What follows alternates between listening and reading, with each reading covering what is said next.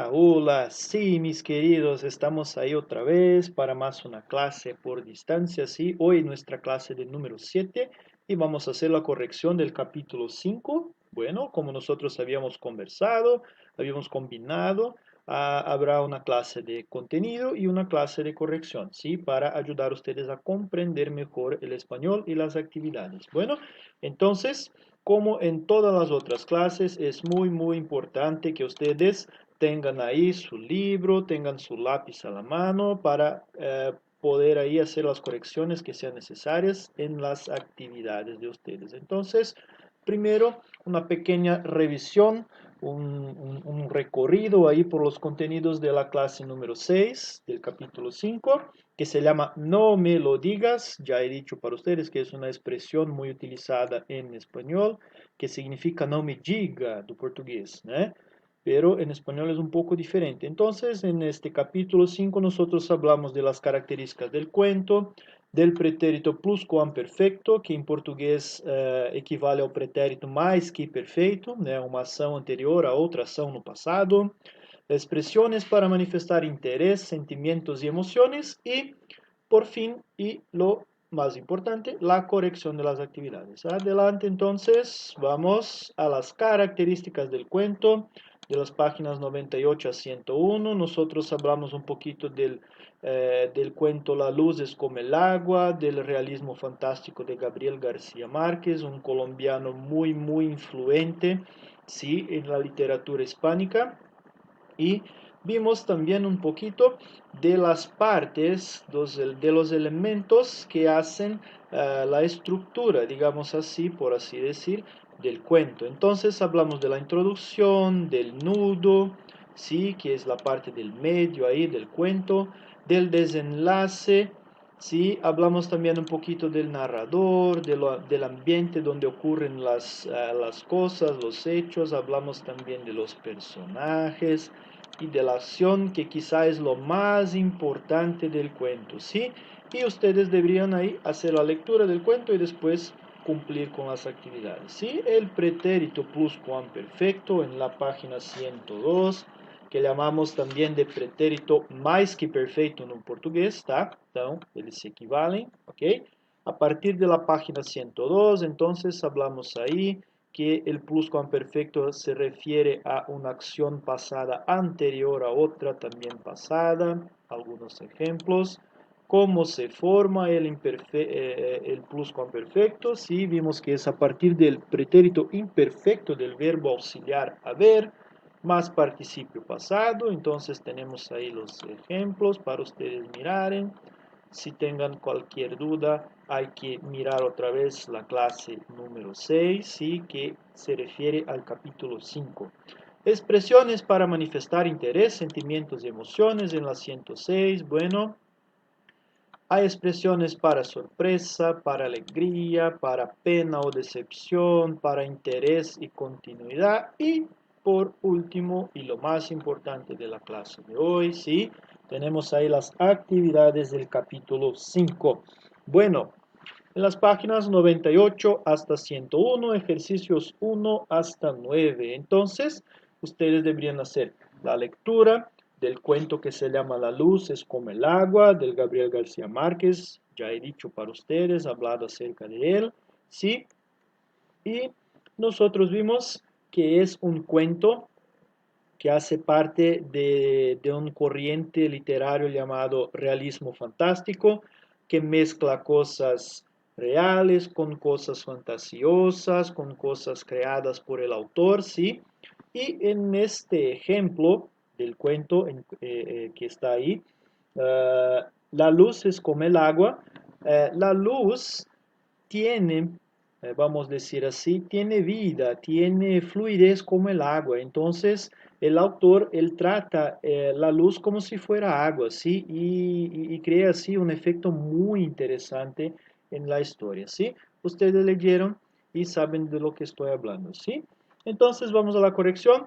Actividad número 1. En la primera columna aparecen las palabras destacadas en el fragmento del cuento La luz es como el agua. Relaciónalas con sus significados. Entonces, la A, un choro. ¿Qué es un choro? porción de líquido o gas que sale por um orifício. Tubo ou grifo com violência. Um chorro é algo que jorra, tá, pessoal? É um jorro de água, um jorro de gás, tá bom? Grifo, que é um grifo? Llave, perdão, de metal que regula a saída de água de uma cañería, tá? Um grifo é como se fosse um registro, significa registro, tá bom, pessoal? Normalmente de metal. La C, que é llenar. Ocupar por completo com algo um espaço vazio. Llenar é como se fosse completar, tá, pessoal? Como se fosse preencher, tá bom? Por último, el bucear. Bucear viene del verbo buceo, que significa mergulho, tá bom, pessoal? Então, bucear, nadar com o corpo submergido en el agua, ou seja, mergulhar, tá bom? La 2. ¿Qué tienen en común las palabras destacadas en el texto? Las mismas del ejercicio anterior. Obsérvalas en el contexto en que aparece y marca la afirmativa correcta. ¿Qué tienen en común estas palabras? Es la alternativa D. Todas ellas, todas estas palabras se refieren al elemento agua, pero en el texto se aplican al elemento luz. Entonces, todas ellas tienen esta relación. Entonces, pongan ahí una X, ¿tá? Transcribe una frase del texto que hable de la luz utilizando otros elementos del agua. Entonces, algunas sugerencias de respuesta. Voy a dar una sugerencia para ustedes. Rescataron del fondo de la luz las cosas que durante años se habían perdido en la oscuridad. Esta es mi sugerencia de frase. Si usted ha hecho otra un poco diferente, no hay problema. También puede ser, ¿sí? La 4. ¿Cómo se puede explicar el hecho de que los chicos navegaram a placer por entre as islas de la casa? Como a gente pode explicar esse feito dos meninos que eles navegaram por entre as ilhas da casa, com prazer pelas ilhas da casa? Uma sugestão de resposta. Esse hecho se explica por la imaginación de los chicos, ¿cierto? 5. Imagina cuál de las tres hipótesis corresponde realmente al final del cuento La luz es como el agua. Enseguida lee el final del cuento de García Márquez y confirma tu respuesta. En el libro de ustedes el cuento está en dos partes. Si ustedes ya leyeron, entonces ya saben cómo que termina esta historia. Pero acá aún ustedes debían marcar cómo ustedes imaginaban que podría terminar la historia. Entonces, la alternativa correcta es la B. Los chicos se ahogan en la luz. Los meninos se afogan en la luz. ¿Ah? Ahora sí, la parte final de las actividades. La actividad número 6. Lee las definiciones de los elementos del cuento y haz el crucigrama. Entonces, la A. Inicio de la narración es introducción.